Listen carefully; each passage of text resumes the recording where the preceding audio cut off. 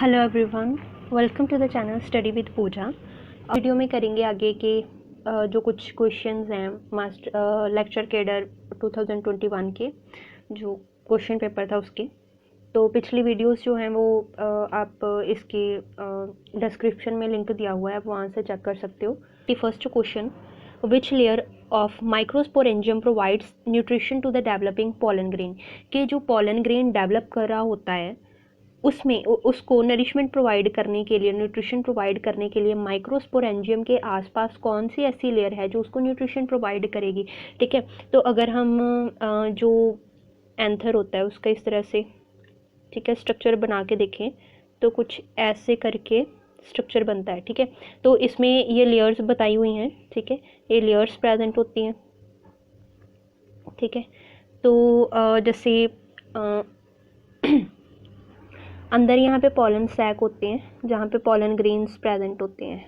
ठीक है, तो यहाँ पे पॉलन ग्रेन बन रहे होते हैं। तो बाहर वाली लेयर होती है एक्टोडर्म। ठीक है, देन मिडल लेयर्स और एंडोथीशियम होती है। तो ये वाली लेयर्स होती हैं प्रोटेक्शन वगैरह के लिए। तो जो माइक्रोस्पोरेंजियम है, ठीक है, जिसके अंदर मतलब जहाँ से आगे पॉलन ग्रेन प्रोड्यूस होनी है, तो उसके आसपास वाली ये वाली जो लेयर होती है ना, ये उसको प्रोटेक्शन भी प्रोवाइड करती है और नरिशमेंट भी प्रोवाइड करती है। ठीक है, तो इस वाली लेयर को हम बोलते हैं टेप्टम। ठीक है, टेप्टम कहते हैं। तो उन्होंने हमें वही पूछा है कि जो डेवलप कर रहे होते हैं पॉलन ग्रेन को न्यूट्रिशन प्रोवाइड करने के लिए माइक्रोस्पोरेंजियम की कौन सी लेयर जो है वो फंक्शन करती है। तो कौन सी कर रही है? टेप्टम कर रही है। ठीक है, तो इसकी ऑप्शन टेप्टम आनी है। एपिडर्मिस बोला है, एंडोथीशियम बोला है, टेप्टम के तीनों की तीनों करती हैं। तो बाकी के जो होती हैं ये प्रोटेक्शन का काम करती हैं, जबकि टेप्टम नरिशमेंट का काम भी करती है साथ में। ठीक है, तो टेप्टम जो है ये वाली हमारी ऑप्शन सही आ जानी है। नेक्स्ट क्वेश्चन है, डायोशियस फ्लावरिंग प्लांट प्रिवेंट्स।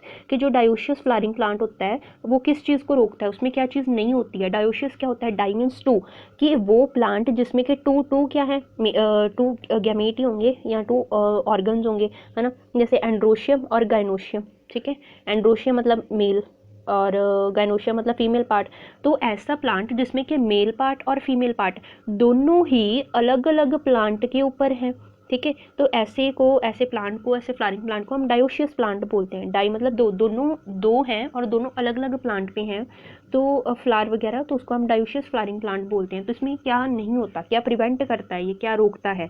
जेटनोगैमी और जेनोगैमी को, ऑटोगैमी और जेनोगैमी को, ऑटोगैमी और जिटनोगैमी को, क्लिस्टोगैमी और जीनोगैमी को। तो जिटनोगैमी और ऑटोगैमी जो होती है ना, ये सेल्फ पॉलिनेशन है। ठीक है, ये तो सेल्फ पॉलिनेशन के ही टाइप होते हैं आगे। तो जबकि जीनोगैमी जो होती है ये होती है क्रॉस पॉलिनेशन। ठीक है, तो क्रॉस पॉलिनेशन में तो ऑब्वियसली प्लांट दो अलग अलग हो सकते हैं, है ना। तो उनके अंदर अलग, सेम स्पीशीज बट अलग अलग प्लांट के अंदर अलग अलग जो एजेंट्स होते हैं, पॉलिनेटर्स होते हैं, उनके थ्रू पॉलिनेशन होती है, तो ये क्रॉस पॉलिनेशन है। ठीक है, तो अभी उन्होंने हमें क्या कहा है कि डायोशियस फ्लावरिंग प्लांट में क्या नहीं होता। डायोशियस मतलब दो प्लांट है, दोनों अलग अलग हैं, है ना। तो अलग अलग हैं तो इनमें पॉलिनेशन कैसे होएगी? पॉलिनेशन रिलेटेड ही है ये सारे, ऑटोगैमी, जिटनोगैमी, जीनोगैमी, है ना। तो कहते हैं इसमें क्या नहीं होगा, तो ऑब्वियसली इसमें क्रॉस पॉलिनेशन हो रही है और सेल्फ पॉलिनेशन नहीं होगी। तो सेल्फ पॉलिनेशन नहीं हो रही, सेल्फ पॉलिनेशन में कौन से दो टाइप आते हैं? ऑटोगैमी और जिटनोगैमी, इसलिए ऑप्शन सी सही है हमारी। ठीक है, autogamy and geitonogamy, sorry geitonogamy. Next है, which plant performs vegetative reproduction with the help of floral birds. कि कौन सा ऐसा प्लांट होता है जिसमें कि जो रिप्रोडक्शन है वो वेजिटेटिव रिप्रोडक्शन होती है। ठीक है, सेक्सुअल नहीं होती है, वेजिटेटिव रिप्रोडक्शन होती है। मतलब फ्लावर की अपने प्लांट के, सॉरी, अपने किसी पार्ट के थ्रू ही रिप्रोडक्शन दोबारा से हो सकती है और नए प्लांट बन सकते हैं। तो वो वेजिटेटिव रिप्रोडक्शन है। कहते हैं किसकी हेल्प से? फ्लोरल बर्ड्स की हेल्प से। ठीक है, कि जो छोटे छोटे बर्ड्स होते हैं उसकी हेल्प से नया प्लांट आगे बन जाए। तो कौन सा ऐसा प्लांट है? अगेव, ब्रायोफाइलम, जिंजर है, कि एस्परेगस है, एस्परेगस है, सॉरी। तो इसकी ऑप्शन आनी है ऑप्शन ए। ठीक है, जो अगेव होता है, अगेव में इसके बल्बिल्स होते हैं जो, ठीक है, तो उसके थ्रू जो है ये वेजिटेटिवली रिप्रोड्यूस कर सकता है। ठीक है, तो क्योंकि ब्रायोफाइलम वगैरह में तो लीफलेट के थ्रू हो जाता है, जिंजर में वो राइजोम वगैरह होते हैं ना। तो जो अगेव है ये हमारी करेक्ट ऑप्शन आनी है। तो विच one of the following pairs is incorrect. कौन सा पेयर इनकोरेक्ट है, सही नहीं है रिप्रोडक्शन को लेके। ठीक है, तो कौन सा ऑप्शन सही नहीं है? यहाँ पे बोला हुआ लॉन ग्रास जो होती है वो रनर, के साथ है, बिल्कुल लॉन ग्रास रनर के थ्रू ग्रो कर जाती है। पिस्टिया ऑफसेट के थ्रू ग्रो करते हैं, पिस्टिया जो है वो ऑफसेट के थ्रू ग्रो करते हैं, ये भी ठीक है। नेफ्रो लेपिस स्टोलन के थ्रू ग्रो करते हैं, बिल्कुल ग्रो करते हैं। तो फोर्थ बोला हुआ है सेलाजिनेला जो है वो सकर्स के थ्रू ग्रो करते हैं, तो ये गलत है, ठीक है। मतलब ये इनकोरेक्ट है, उन्होंने हमें बोला कि इनकोरेक्ट जो गलत है वो बतानी है। तो सेलाजिनेला सकर्स के साथ मैच नहीं करता है, उसका रीज़न है कि जो सेलाजिनेला है ये टेरिडोफाइट है, ठीक है। सेलाजिनेला एक टेरिडोफाइट है और लाइकोफाइटा से बिलोंग करता है ये, ठीक है। लाइकोफाइटा मतलब डिवीजन से आगे बिलोंग करता है। तो इसमें जो रिप्रोडक्शन होती है वेजिटेटिवली होती है, वेजिटेटिव में या तो ट्यूबर के थ्रू होती है, ठीक है, या बर्ड के थ्रू होती है। इसके अलावा फ्रेगमेंटेशन, ठीक है, फ्रेगमेंट्स बनते हैं तो जाके होती है, ठीक है। तो इस तरह से हो सकती है, अदरवाइज या तो इसमें स्पोर फॉर्मेशन के थ्रू होती है, तो इस तरह से होती है। तो सकर्स के थ्रू नहीं होती, तो इसलिए हमारी ऑप्शन इनकोरेक्ट है, ठीक है। तो ये वाली हमने टिक कर देनी है, इनकोरेक्ट स्टेटमेंट डी वाली है। नेक्स्ट क्वेश्चन है 95th। One nucleus of the pollen tube and the secondary nucleus fuse with the another and the ovum grows into, कि एक pollen tube का एक न्यूक्लियस जो है, ठीक है, और एक सेकेंडरी न्यूक्लियस है। सेकेंडरी न्यूक्लियस क्या होगा कि मतलब जो दूसरा सेकेंडरी न्यूक्लियस है ना, फीमेल का, तो एंड ओवम ग्रोज इनटू, मतलब अगर तो एक पॉलन ट्यूब का एक न्यूक्लियस और एक सेकेंडरी न्यूक्लियस जो है, ठीक है, पॉलर न्यूक्लियर जिसको हम बोल सकते हैं, है ना, सेंटर सेल में जो पॉलर न्यूक्लियाई होते हैं, तो अगर वो एक दूसरे से फ्यूज़ कर जाएं तो जो ओवम होएगा, ओवम किस में ग्रो करेगा, ठीक है, मतलब इन दोनों की फ्यूजन होएगी, तो फ्यूजन से जो ओवम बनेगा, ओवम किस में ग्रो करेगा, स्टिग्मा में ग्रो करेगा, एंडोस्पर्म में, एंथर में, कि गायनोशियम में ग्रो करेगा। तो ये है पॉलन ट्यूब का न्यूक्लियस, ठीक है, ये है सेकेंडरी न्यूक्लियस, ठीक है। तो ये जब मिक्स करेंगे तो ये 3n स्ट्रक्चर बनाएंगे, ये होता है एंडोस्पर्म, ठीक है। जो तो मेल गैमीट अगर एग सेल के साथ फ्यूज़ करता है तो वो बनाता है एम्ब्रियो बनाता है, ठीक है, वही एम्ब्रियो आगे सीड वगैरह में कन्वर्ट होता है ना। तो जबकि ये वाला जो होता है 2n+1 3n जो बनता है, ये एंडोस्पर्म बनता है, ठीक है, जो कि जाइगोट को नरिशमेंट प्रोवाइड करता है ताकि वो डेवलप होकर एम्ब्रियो बन सके, ठीक है। तो ऑप्शन इसकी बी आ जानी है 95 की। नेक्स्ट क्वेश्चन है 96, which one of the following is similar to autogamy but requires the pollinators. कहते हैं ऐसा क्या है जो ऑटोगैमी से के सिमिलर है। ऑटोगैमी मतलब सेल्फ पॉलिनेशन का टाइप है, जिसमें कि एक प्लांट, देखो एक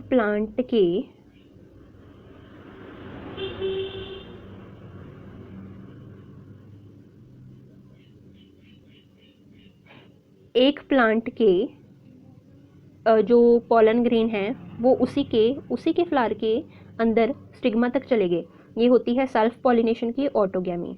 जब प्लांट एक है पर फ्लावर दो हैं, इसके पॉलन ग्रेन इसके स्टिग्मा ने बियर कर लिए, ठीक है, तो ये होगी जिटनोगैमी, ठीक है। अगर ठीक है, दो स्पीशीज सेम है पर प्लांट अलग अलग हैं, तो इनके अंदर पॉलिनेशन हो रही है किसी पॉलिनेटर के थ्रू, तो ये कौन सी है, ये जीनोगैमी है, ठीक है, क्रॉस पॉलिनेशन है। तो उन्होंने हमें क्या बोला, कहते ऑटोगैमी के सिमिलर कौन सी है, तीन ही तो है, या ऑटोगैमी है, या जिटनोगैमी है, या जीनोगैमी है, ठीक है। तो ऑटोगैमी के सिमिलर क्या है, जिटनोगैमी, तो बट रिक्वायर्स पॉलिनेटर्स, तो कहते उसमें है वो ऑटोगैमी के सिमिलर बट उसको पॉलिनेटर्स की जरूरत है। कैसे, जिटनोगैमी में सेम ऐसे ही होता है ना, कि कहीं ना कहीं पे जरूरत तो पड़ती है इसको इसकी, कि पॉलन ग्रेन को जो ये स्टिग्मा है वहाँ तक लाया जा सके, तो कोई ना कोई पॉलिनेटर की कई बार जरूरत पड़ती ही है, एयर हो गई या वाटर हो गया, है ना, या कोई इंसेक्ट वगैरह हो गए, है ना, एजेंट, मतलब उसकी जरूरत पड़ती है, तभी पॉलिनेशन प्रॉपर होती है।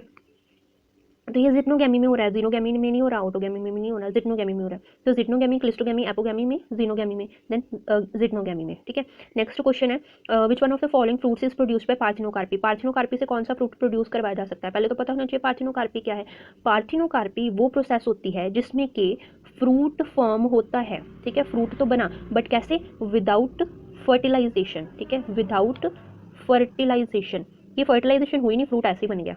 वैसे क्या होता है, नॉर्मल क्या होएगा, फ्रूट कैसे बनेगा, एक जो मेल गैमीट है फीमेल गैमीट के साथ फ्यूज़ करेगा तो फर्टिलाइजेशन होएगी, फर्टिलाइजेशन से जो जाइगोट बनेगा वो आगे डेवलप करेगा, एम्ब्रियो वगैरह बनाएगा, साथ में सीड बनेगी और वही ओवरी स्वेल करके फ्रूट बनाएगी। सिंपल ऐसे ही हो रहा था, साथ में सीड्स प्रोड्यूस हो रही थी, ठीक है। तो इसमें तो फर्टिलाइजेशन हुई नहीं, फर्टिलाइजेशन के बिना ही सीधा फ्रूट बन गया है, ठीक है। वो भी फ्रूट कैसा बनेगा, सीडलेस फ्रूट बनते हैं इसमें, ठीक है। तो कहते कौन सा भी ऐसा फ्रूट है जो ऐसे पार्थिनोकार्पी के थ्रू बनता है, ब्रिंजल बिल्कुल नहीं, ब्रिंजल नहीं बनता है, वो नॉर्मल फर्टिलाइजेशन के थ्रू बनता है, क्योंकि इसमें सीड्स आपने देखे हैं, हमने तो पढ़ा पार्थेनोकार्पी में सीडलेस फ्रूट भी बनता है बिना फर्टिलाइजेशन के, है ना, सीडलेस वाला बनता है, तो ब्रिंजल नहीं। एप्पल फॉल्स फ्रूट है और इसमें भी सीड्स होते हैं, ये फॉल्स फ्रूट है, ये ओवरी से नहीं वैसे भी थैलमस से डेवलप करता है ना, तो ये भी गलत है। बनाना, हाँ बनाना ठीक ऑप्शन है, जैक फ्रूट भी नहीं, बनाना आएगा, ऑप्शन सी हमारी करेक्ट ऑप्शन है, क्योंकि जो बनाना होता है वो वैसे भी सीडलेस है, ठीक है, और इथाइलिन हार्मोन की वजह से ये बहुत जल्दी राइप भी कर सकता है, ठीक है।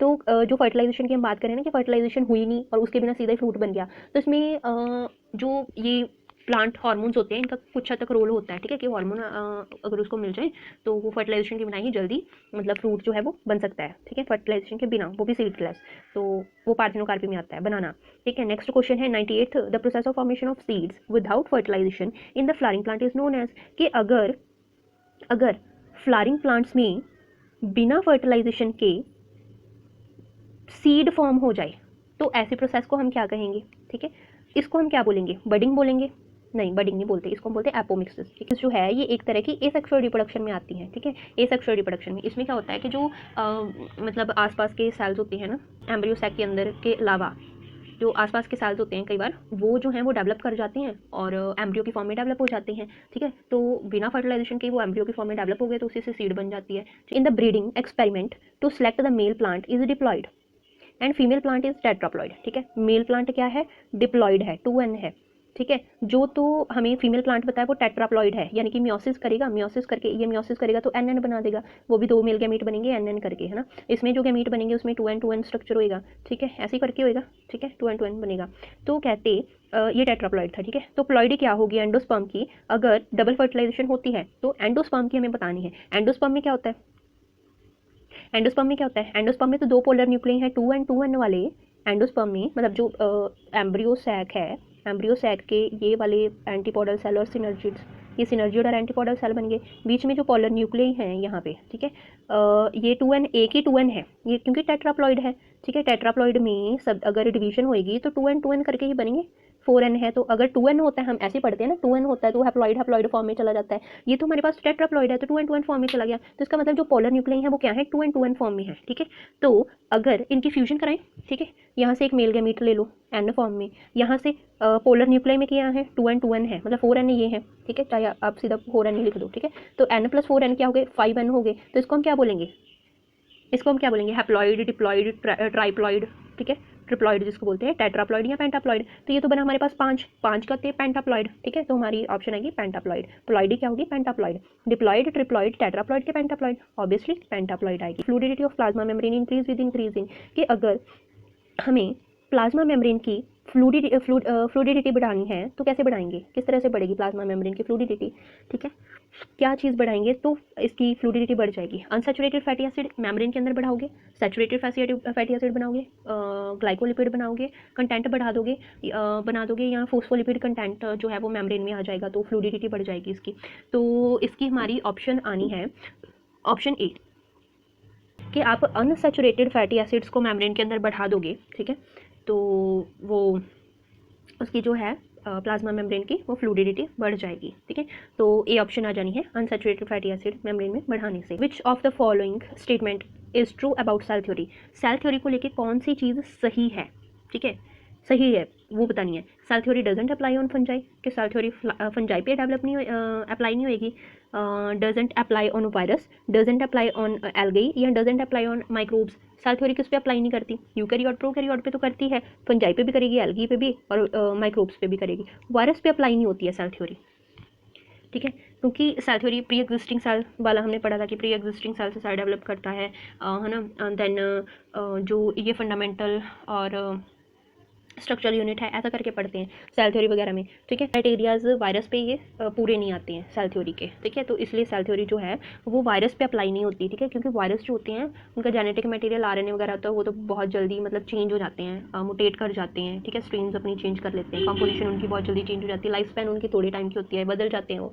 है ना, तो इसलिए उन पे अप्लाई नहीं होती, तो ऑप्शन भी आ जानी है। नेक्स्ट क्वेश्चन है 102 102 नंबर वाला question, which one of the following cell organelles regulate the entry and exit of the molecules to and fro the cell, कि कौन सी ऐसी सेल जो होता है, सेल में क्या है, अभी सेल के अंदर न्यूक्लियस है, एंडोप्लाज्मिक रेक्टिकुलम है, ठीक है, माइटोकॉन्ड्रिया आएगा, गोल्गी अपर्चर आएगा, ठीक है, लाइसोसोम आएंगे, वैक्यूल्स आएंगे, ठीक है, कई सारे मतलब ये आते हैं, ऑर्गेनलीज आती हैं। तो उन्होंने कहा कि कौन सी ऐसी ऑर्गेनली है जो कि सेल के अंदर मॉलिक्यूल सेल के अंदर आएंगे या सेल से बाहर जाएंगे, मतलब एंट्री और exit of molecule to and fro the from the cell, cell के अंदर आना, सेल के बाहर जाना, सेल की तरफ आना, सेल से दूसरी तरफ जाना। तो मॉलिक्यूल जैसे मूव करते हैं तो उसको, उस चीज़ को कौन रेगुलेट करता है, कौन सी ऑर्गेनली रेगुलेट करती है? लाइजोसोम करती हैं, गोल्जी बॉडी करती हैं, सेल मेम्ब्रेन करती है कि माइटोकॉन्ड्रिया? देखो लाइजोसोम जो होते हैं वो तो सुसाइडल बैग हैं, मतलब वो तो डाइजेशन में काम आते हैं, कार्बोहाइड्रेट वगैरह प्रोटीन की डाइजेशन में। ठीक है, गोल्जी बॉडीज़ जो होती हैं वो मटेरियल पैकेजिंग करने में हेल्प करती हैं। ठीक है, देन सेल मेम्ब्रेन जो होती है ये मटेरियल को पास आउट करने में हेल्प करती है, परमिएबल या इनपरमिएबल, सेमी परमिएबल होने के अकॉर्डिंग, है ना, उसके अकॉर्डिंग। माइटोकॉन्ड्रिया एटीपी में एनर्जी प्रोड्यूस करता है, तो उसका ऑब्वियसली फंक्शन ही है। तो हमारी सी ऑप्शन बिल्कुल ठीक है। विच of the following is involve in the synthesis of phospholipid? Phospholipid synthesis करने में कौन सी चीज़ इन्वॉल्व होती है? फोस्फोलिपिड किसकी हेल्प से बनते हैं? साइटोप्लाज्म से, माइटोकॉन्ड्रिया से, क्लोरोप्लास्ट से, कि स्मूथ एंडोप्लाज्मिक रेक्टिकुलम से? SCR से। देखो एंडोप्लाज्मिक रेक्टिकुलम दो तरह का होता है, स्मूथ और रफ। ठीक है, जो तो रफ होता है, रफ बनाता है प्रोटीन। ठीक है, और जो SCR है, स्मूथ एंडोप्लाज्मिक रेक्टिकुलम है, ये फोस्फोलिपिड बनाता है। ठीक है, तो इसलिए हमारी ऑप्शन आनी है ऑप्शन डी, ये फोस्फोलिपिड बनाने में कौन काम करता है? Smooth endoplasmic reticulum. ठीक है, उसके बाद है हमारा 104 क्वेश्चन नंबर वाला question, which of the following cell organelle is called the digestive bag? Digestive bag किसको कहते हैं? मतलब जहाँ पे डाइजेशन होती है सेल के अंदर, कौन सी ऑर्गेनली है जिसमें डाइजेशन होएगी? न्यूक्लियस में होएगी? नहीं, लाइजोसोम्स हैं, क्लोरोप्लास्ट और माइटोकॉन्ड्रिया। माइटोकॉन्ड्रिया में भी नहीं होती है, एनर्जी का काम करता है, एनर्जी हाउस का क्लोरोप्लास्ट में वो क्लोरोफिल वगैरह होता है, फोटोसिंथेसिस में हेल्प करेगा, गैशियस एक्सचेंज वगैरह में करेगा। तो लाइजोसोम में। ठीक है, लाइजोसोम्स को हम सुसाइडल बैग भी बोलते हैं, डाइजेस्टिव बैग्स भी बोलते हैं, क्योंकि कार्बोहाइड्रेट प्रोटीन वगैरह जो होती हैं सेल के अंदर उनकी डाइजेशन यहीं पे होती है। सुसाइडल बैग बोलते हैं क्योंकि जो सेल नॉन फंक्शनिंग होते हैं उनको खा जाता है, फैगोसाइट का काम करता है। ठीक है, तो इसलिए तो हमारी ऑप्शन आनी है ऑप्शन बी। नेक्स्ट क्वेश्चन है 105 नंबर वाला, mitochondria was discovered by which one of the followings? किसने माइटोकॉन्ड्रिया के बारे में हमें बताया था? GE पैलेड ने, एल्टमैन ने, ठीक है, शुल्टस ने, और शुल्स ने, और रॉबर्ट ब्राउन ने। ठीक है, किसने बताया था? तो हमें माइटोकॉन्ड्रिया के बारे में बताया था, मतलब डिस्कवर किसने किया था? डिस्कवर किया था ऑल्टमैन ने। ठीक है, तो डिस्कवर हमें करके बताया था ऑल्टमैन ने, तो हमारी ऑप्शन बी आनी है। ठीक है, इसका पूरा जो नाम है वो है रिचर्ड ऑल्टमैन। ठीक है, रिचर्ड ऑल्टमैन ने। नेक्स्ट क्वेश्चन है हमारा, pigments containing bodies that are bounded by the membrane are called? कि जो पिगमेंट्स होते हैं, ठीक है, कई तरह के पिगमेंट होते हैं, तो वो मेम्ब्रेन बतानी है, कुछ ऐसा स्ट्रक्चर जिनकी मेम्ब्रेन बाउंड स्ट्रक्चर है और उनमें पिगमेंट प्रेजेंट होते हैं, उनको हम क्या बोलते हैं? क्लोरोफिल बोलते हैं? नहीं, वो तो खुद क्लोरोफिल एक पिगमेंट है। प्लास्टिड बोलते हैं, क्लोरोप्लास्ट बोलते हैं, हीमोग्लोबिन बोलते हैं। हीमोग्लोबिन तो बिल्कुल नहीं आएगा। क्लोरोप्लास्ट नहीं, क्लोरोप्लास्ट जो है ये नहीं आएगा, इसकी आनी है ऑप्शन बी, प्लास्टिड आते हैं। ठीक है, प्लास्टिड ऐसी ऑर्गेनलीज होती हैं जिनके अंदर पिगमेंट्स प्रेजेंट होते हैं। तो प्लास्टिड क्रोमोप्लास्ट हो गए, ठीक है, ल्यूकोप्लास्ट हो गए, क्लोरोप्लास्ट हो गया। ठीक है, क्लोरोप्लास्ट प्लास्टिड का खुद एक टाइप है। ठीक है, तो प्लास्टिड मेन होते हैं। प्लास्टिड में क्या होती है? पिगमेंट कंटेनिंग बॉडीज प्रेजेंट होते हैं, मतलब ये खुद पिगमेंट कंटेनिंग बॉडीज होती है, पिगमेंट प्रेजेंट होते हैं इनमें। ठीक है, जो अलग अलग फंक्शन करते हैं, कोई सेल को जो प्लांट सेल को कलर प्रोवाइड करता है, कोई, ठीक है, कोई फूड को स्टोर करने का काम करता है, जैसे स्टार्च वगैरह को स्टोर करते हैं प्लांट में पिगमेंट्स ना, प्लास्टिड्स होते हैं। ठीक है, तो कुछ फोटोसिंथेसिस करने में काम करते हैं, ऐसे अलग अलग तरह के होते हैं। The smallest unit of genetic material, कि जेनेटिक मटेरियल का सबसे छोटा यूनिट बताना है, which produces as a phenotype effect of mutation, कि जो कि मुटेशन पे, जब मुटेशन होते हैं, मुटेशन यानी कि जीन्स में जब कोई चेंज आ जाता है अचानक से, ठीक है, तो मुटेशन के जो फिनोटिपिक इफेक्ट प्रोड्यूस करे, तो ऐसे जेनेटिक मटेरियल का स्मॉल यूनिट हमें बताना है, कौन सा होएगा? म्यूटन होएगा, ठीक है, म्यूटोन होएगा, जीन, रिकॉन होएगा, न्यूक्लिक एसिड होएगा। तो इसकी ऑप्शन आनी है ऑप्शन ए। ठीक है, जो म्यूटोन होता है, म्यूटोन एक ऐसा स्मॉलेस्ट यूनिट है जेनेटिक मटेरियल का कि जब मुटेशन होती है, मतलब जीन्स में कोई चेंज आ गया, ठीक है, तो मुटेशन कई बार हार्मफुल भी हो सकती है। ठीक है, तो मुटेशन के फिनोटिपिक इफेक्ट को शो करता है। ठीक है, म्यूटोन, option A. Which term represent a pair of contrasting character? ठीक है, कि कंट्रास्टिंग करेक्टर को एक्सप्रेस करने वाली टर्म कौन सी है? हेटेरोजाइगोस, होमोजाइगोस, कोडोमिनेंट जीन्स या एलिलोमॉर्फ्स होते हैं। तो जब भी कंट्रास्टिंग करेक्टर की हम बात करते हैं तो उसमें एलिलोमॉर्फ्स आते हैं। ठीक है, जिसको हम एलील बोलते हैं। जैसे जीन है, ठीक है, जीन का जो ऑल्टरनेटिव जीन की फॉर्म है उसको हम बोलेंगे एलील, ठीक है, एलील करैक्टर की क्या है, ट्रेट है ना, ऐसे करके। तो एलिलोमॉर्फ्स होते हैं, ठीक है। कंट्रास्टिंग करैक्टर के पेयर को समझाने के लिए टर्म आती है एलिलोमॉर्फ्स। डी नेक्स्ट है geometrical device that helps to find the all possible combination of male and female gametes is known as, कि मेल और फीमेल गैमीट्स के कम्बिनेशन को, मतलब क्या पॉसिबल कम्बिनेशन हो सकते हैं मेल और फीमेल गैमीट के, तो उसको फाइंड आउट करने के लिए सबसे आसान डिवाइस कौन सी है जिसके थ्रू हमें बड़ी आसानी से हम जिसकी हेल्प से पता कर सकते हैं कि क्या मेल और फीमेल गैमीट के कम्बिनेशन बनेंगे। तो उसको हम क्या बोलते हैं, Bateson square, Mendel square, Punnett square या मेंडल्स क्यूब। तो इसकी ऑप्शन आएगी ऑप्शन सी, पुनेट स्क्वायर, है ना। हम ऐसे करके जो है रेशोज निकाल देते हैं। जैसे मेरे पास कैपिटल टी स्मॉल टी है, कैपिटल टी स्मॉल टी मैं ले रही हूँ यहाँ पे, ठीक है। तो मुझे यहाँ पे पता चल जाएगा, ये देखो मैंने इस तरह से करके निकाल दिए। मेरे को पता है कि यहाँ पे पेरेंट में टॉल वाले की 1 रेशो है, ठीक है। ड्वार्फ वाले की भी अकेली सिर्फ 1 ही है, और जो टॉल वाली है बट हेटेरोजाइगोस है, ये मेरे पास 2 है ना। ऐसे करके मैं निकाल सकती हूँ पॉसिबल कम्बिनेशन जितने भी हैं वो सारे आ गए मेरे पास, ठीक है। तो ये क्या है, पुनेट स्क्वायर है, ठीक है। इसको हम बोलते हैं ऐसे स्क्वायर फॉर्म में जो हम निकाल सकते हैं कम्बिनेशन अलग अलग पेयर्स का, तो उसको हम पुनेट स्क्वायर बोलते हैं, ठीक है। पुनेट पूरा नाम नहीं याद रहा अभी, मतलब पुनेट नाम के साइंटिस्ट ने इसके बारे में हमें बताया था, ठीक है। उसका सरनेम पुनेट था। नेक्स्ट क्वेश्चन है cross in which the parents differ in the 2 pair of contrasting character is known as, कि अगर हम 2 पेयर ऑफ कंट्रास्टिंग करैक्टर लेते हैं, 2 अलग अलग पेयर ऑफ कंट्रास्टिंग करैक्टर लेते हैं और उसमें से क्रॉस देखते हैं, तो ऐसे क्रॉस को हम क्या बोलते हैं, मोनोहाइब्रिड, डाईहाइब्रिड, ट्राईहाइब्रिड एंड टेट्राहाइब्रिड। देखो मोनोहाइब्रिड क्रॉस होता है जब 1 पेयर ऑफ कंट्रास्टिंग करैक्टर लेते हैं, 1 पेयर, जैसे एक मैं टॉल ले रही हूँ, एक मैं ड्वार्फ ले रही हूँ, ये 1 पेयर ऑफ कंट्रास्टिंग करैक्टर है, ठीक है। तो ये तो एक ही लिया।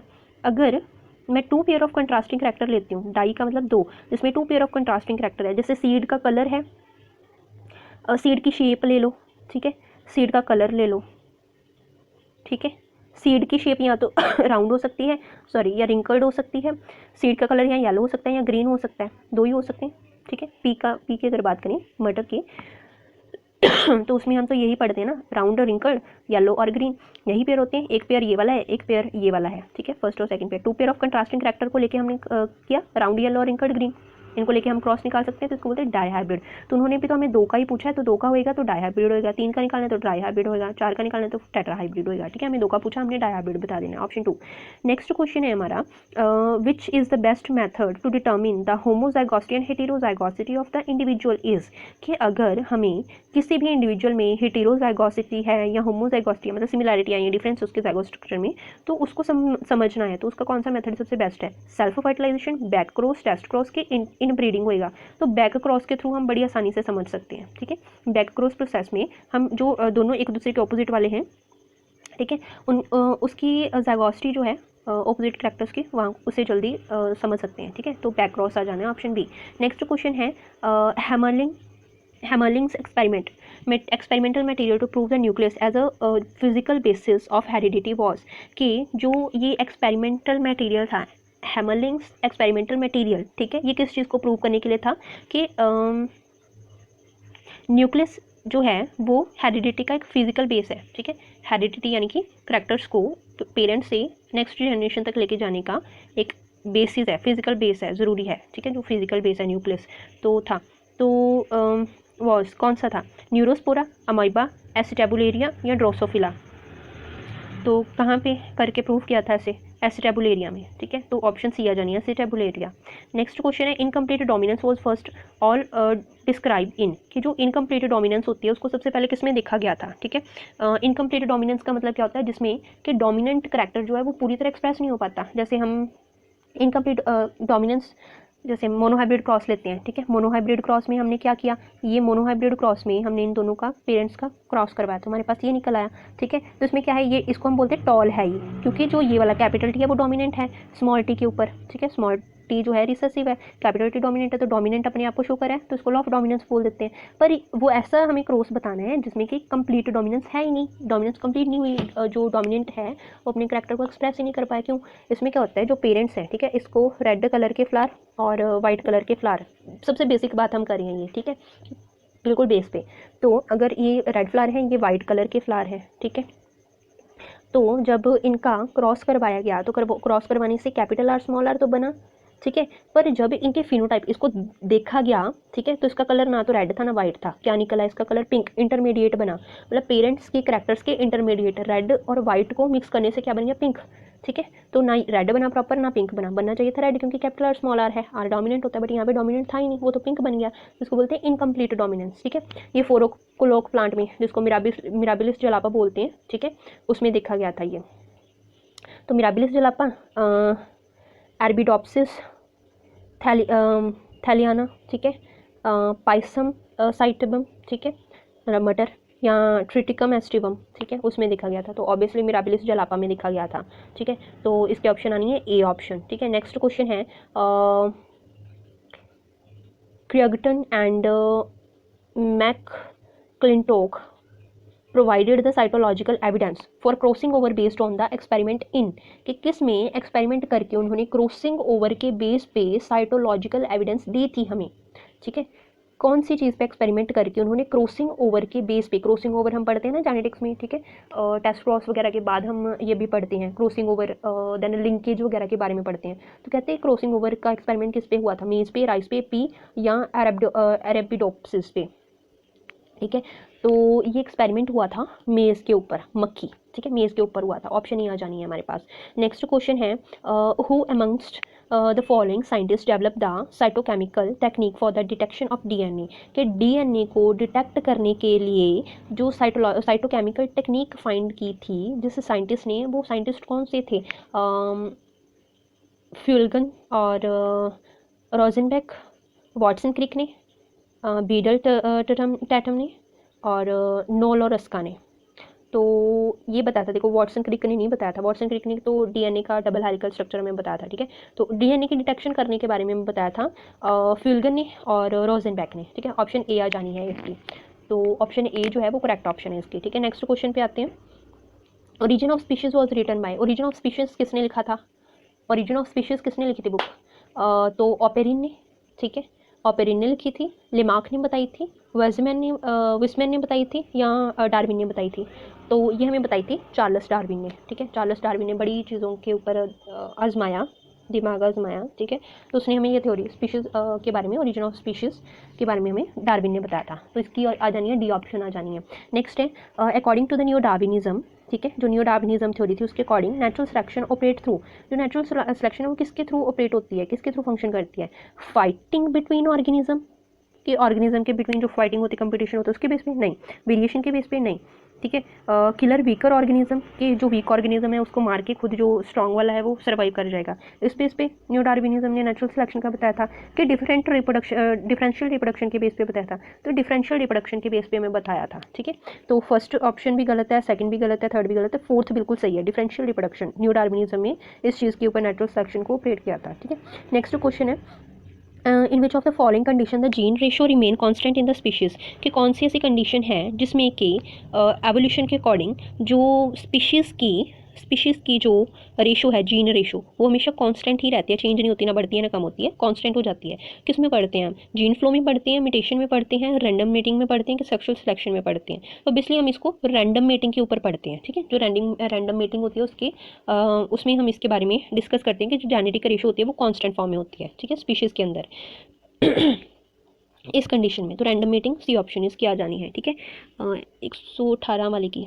नेक्स्ट है विच of the following gases provide the carbon skeleton of the living organism during the origin of life, कि ऐसी नीचे बताए हुए में से ऐसी ऑप्शन बताओ जिसने कि लाइफ जब ओरिजिनेट हो रही थी, ठीक है, जब लाइफ बन रही थी अर्थ पे, उस टाइम पे जो लिविंग ऑर्गेनिज्म पैदा हुए, ठीक है, बने, उनको कार्बन स्केलेटन प्रोवाइड की, जैसे हमारी स्केलेटन है तो कार्बन स्केलेटन जिसने गैस ने प्रोवाइड की वो गैस के बारे में बताना है। वाटर वेपर है, मीथेन है, नाइट्रोजन है, क्या अमोनिया है। तो सबसे पहले मिथेन ने किया था। ठीक है, तो हमारी ऑप्शन इसकी आ जानी है ऑप्शन बी, मिथेन ने कार्बन स्केलेटन प्रोवाइड करने में हेल्प की थी। ठीक है, ओरिजिन ऑफ लाइफ के टाइम पे जब लाइफ ओरिजिनेट हो रही थी तो मीथेन पहला था। ठीक है, मीथेन पहली गैस थी, तो इसकी ऑप्शन आनी है option B. During which period in the age of the earth did terrestrial life was well established, कि कौन सा ऐसा टाइम पीरियड था अर्थ के ऊपर, कौन सा ऐसा टाइम पीरियड चल रहा था जबकि जो टेरेस्ट्रियल लाइफ थी, टेरेस्ट्रियल मतलब ज़मीन पर रहने वाले जो ऑर्गेनिज्म थे उनकी लाइफ बिल्कुल सेट हो चुकी थी, मतलब वेल एस्टैब्लिश हो चुकी थी, काफ़ी हद तक टेरेस्ट्रियल ऑर्गेनिज्म जो थे वो आ चुके थे और अच्छे से डेवलप हो चुके थे। कौन से टाइम पीरियड में? प्लीस्टोसीन पीरियड में, ठीक है, प्लीस्टोसीन में, जुरासिक पीरियड में, कार्बोनीफेरस पीरियड में, या क्रिटेशियस पीरियड में। तो इसकी ऑप्शन हमारे पास आ जानी है कार्बोनीफेरस पीरियड के अंदर, ठीक है। इस टाइम पे टेरेस्ट्रियल लाइफ जो थी वो वेल इस्टेब्लिश हो चुकी थी, तो हमारी ऑप्शन सी आ जानी है, ठीक है। तो अभी हमारे इस वीडियो में 120 क्वेश्चन हो गए हैं, जस्ट 30 क्वेश्चन बचे हैं, वो हम नेक्स्ट वीडियो में कंप्लीट कर लेंगे। तो अगर आपको वीडियो अच्छी लगे तो लाइक एंड सब्सक्राइब ज़रूर कर देना। बाकी हमारा टेलीग्राम चैनल है जहाँ पे हम सारे नोट्स या जो प्रीवियस ईयर के पेपर हैं वो शेयर करते हैं, तो आप उसको ज्वाइन कर सकते हो, उसका लिंक डिस्क्रिप्शन में है, ठीक है। बाकी इसके जो बाकी वीडियोस हैं उनकी डिस्क्रिप्शन बॉक्स में ही उनका लिंक दिया हुआ है, आप चेक कर सकते हो। तो बाकी करते हैं नेक्स्ट वीडियो में। Thanks for watching the video.